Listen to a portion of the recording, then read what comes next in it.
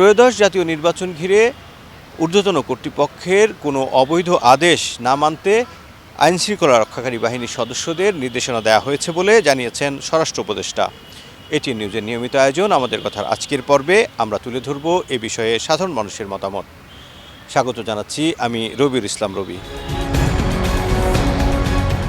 তারা যেন কখনো কোনো বেআইনি আদেশ, কোনো স্বার্থন্বেষী এজেন্ডা বা কোনো পক্ষপাতমূলক কর্মকাণ্ডে অংশ না নেয়, এমনকি ঊর্ধ্বতন কর্তৃপক্ষের অবৈধ বা বেআইনি আদেশ মানা যাবে না, সেই নির্দেশনা দেওয়া হয়েছে। 1 বছর যাবত যেই উত্তর দিছি একটা উত্তরে দিলাম।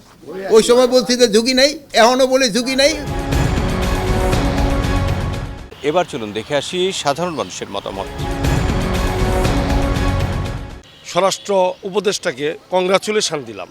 ওনার এই বক্তব্যকে আমি পজিটিভ হিসাবে নিয়েছি এবং বাংলাদেশের মানুষকে, আপামর জনগণকে আমি অত্যন্ত দৃঢ়তার সাথে অনুরোধ করব, কোনো অবৈধ নির্দেশনা, গোপন ছলচাতুরি, ভোটের কেন্দ্রের ভিতরে গোপন ব্যালট এবং কোনো বিদেশি আন্তর্জাতিক চাপের মুখে কোনো অবৈধভাবে ডিক্লারেশন ভোট, এইসব যেন না হয়।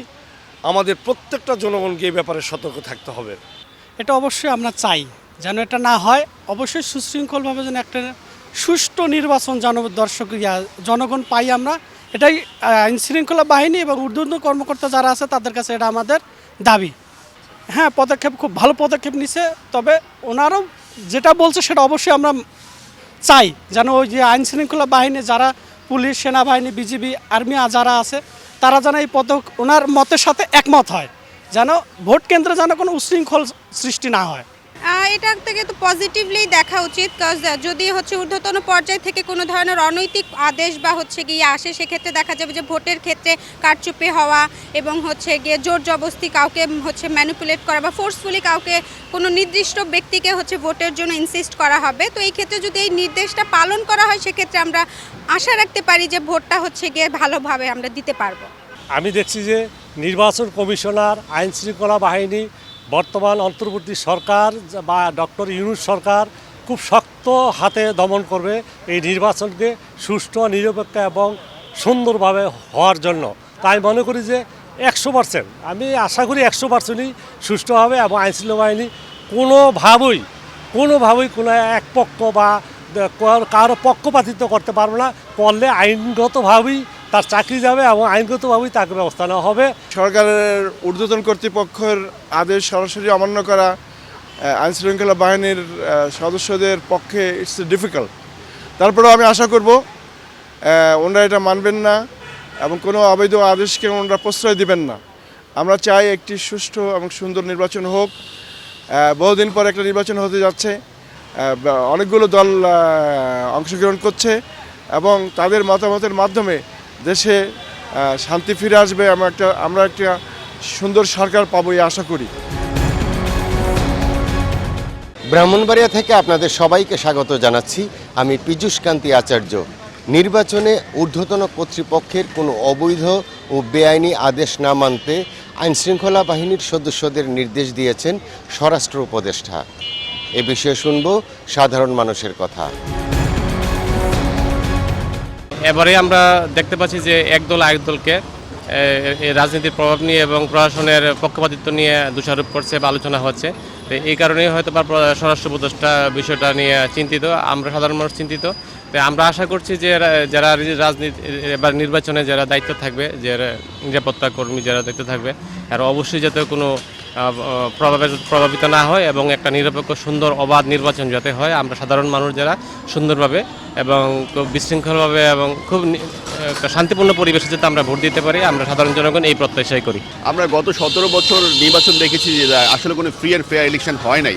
তো এখন যে সুন্দর একটা নির্বাচন হতে যাচ্ছে, জুলাই আন্দোলনের মাধ্যমে শত শত মানুষের জীবনের বিনিময়ে যে আমরা নির্বাচনটা পেতে যাচ্ছি, সেই নির্বাচনে যদি কোনো পক্ষ তার কোনো প্রশাসনিক দল যদি কোনো ব্যক্তি বা কোনো দলের পক্ষ নেয় তাহলে কিন্তু আমরা স্বচ্ছ এবং নিরপেক্ষ একটা নির্বাচন পাবো না। তো আমরা আশা করব যেই পুলিশ বাহিনী বা প্রশাসন যত কর্মকর্তা আছে তারা যেন কোনো দলের কোনো ব্যক্তির যাতে কোনো অন্যায় আবদার না মেনে এবং জনগণের যেই রায় সেই রায়টা যেন আমরা প্রতিফলিত এই নির্বাচনে পাই, সেইটাই আমাদের আশা। আইন শৃঙ্খলা বাহিনীর অনেক একটা অংশ অতি উৎসাহী হয়ে রয়েছেন, যা বিগত সরকারের আমলে দেখা গেছে নির্বাচনে আইন শৃঙ্খলা বাহিনী এবং এই নির্বাচন সংশ্লিষ্ট যেসব কর্তৃপক্ষ ছিল ওনারাই কিন্তু জাল ভোট তারপরে কেন্দ্র দখল করার সুযোগ দিয়েছেন। তো আশা করি এবারের নির্বাচনে এই বিষয়গুলো থেকে আইন শৃঙ্খলা বাহিনী সহ নির্বাচন সংশ্লিষ্ট যে কর্তৃপক্ষ আছে তারা এটা থেকে বিরত থাকবেন। আমাদের মাননীয় স্বরাষ্ট্র উপদেষ্টা যে কথাটা বলেছেন এই কথা আসলে এটা মুখের বুলির মধ্যেই যেন সীমাবদ্ধ না থাকে, যেন এই কথা নিয়ে পরবর্তীতে কোনো হাস্যরস না হয়, এই কথাটা যেন তিনি কঠোরভাবে বাস্তবায়ন করে, এই কথার বাস্তবায়ন যেন আমরা নির্বাচনের মাঠে এবং ভোট কেন্দ্রগুলোতে দেখতে পাই। প্রিয় দর্শক, আমি কামরুজ্জামান সাভার থেকে আপনাদেরকে স্বাগত জানাচ্ছি এটিএন নিউজের নিয়মিত আয়োজন আমাদের কথা। গতকালকে কোনো ঊর্ধ্বতন কর্মকর্তার পেশি শক্তি বা বেআইনি নির্দেশ না মানতে নির্দেশ দিয়েছেন আইন শৃঙ্খলা রক্ষাকারী বাহিনীকে স্বরাষ্ট্র উপদেষ্টা।